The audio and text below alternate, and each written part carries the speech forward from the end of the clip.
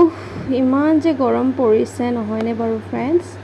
তো ভাবিলোঁ আজি মাছৰ টেঙাকে বনাওঁ। আপোনালোক সকলোৱেতো নিশ্চয়কৈ এই টেঙাৰ জোলকণ বনাবলৈ জানেই, তথাপিও আহকচোন মইনো কেনেকৈ বনাওঁ অতি সহজভাৱে তাকেই শ্বেয়াৰ কৰোঁ। আশা কৰোঁ আপোনালোকে ৰেচিপিটো ভাল পাব।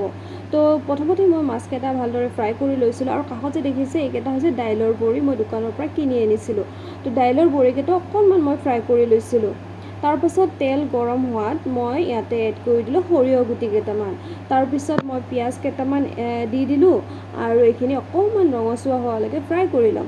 তাতে আকৌ মই এৰি দিলোঁ বিলাহীকেইটাও মই এৰি দিয়াৰ পাছত হালধি, নিমখ, অকণমান ৰঙা জলকীয়াৰ গুড়ি আৰু ঘৰতে বনোৱা জিৰাৰ গুড়ি এড কৰি দিলোঁ, আৰু এইখিনি অকণমান সময় ভালদৰে মই ফ্ৰাই কৰি ল'ম।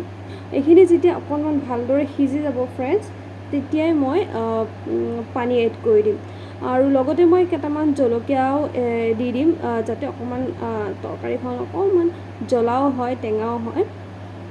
জলকীয়া দি দিলোঁ, আৰু ঢাকি পিনে মই অকণমান সিজাইছিলোঁ, যিটো মই ভিডিঅ'ত কেপচাৰ কৰা নহ'ল ফ্ৰেণ্ডছ। দেখিছেনে ধুনীয়াকৈ গলি গৈছিলে এই বিলাহীখিনি। তাৰপাছত মই পানীখিনি এড কৰি দিলোঁ। পানীখিনি যেতিয়া উতল আহিব ফ্ৰেণ্ডছ, তেতিয়াই মই এড কৰি দিম মাছৰ পিচকেইটা। লগতে মই এড কৰি দিম দাইলৰ বড়িকেইটা ফ্ৰেণ্ডছ। একেবাৰে লাষ্টত মই ধনিয়াৰ পাত কেইটামান এৰি দিম। তেতিয়া তৰকাৰীখনৰ যিটো ধুনীয়া গোন্ধ আহে, তেতিয়া আঞ্জাখন আৰু বেছি খাবলৈ ভাল লাগে। দেখিছেনে ফ্ৰেণ্ডছ, ৰেডি হৈ গ'ল মোৰ এই মাছৰ টেঙাৰ ৰেচিপিটো।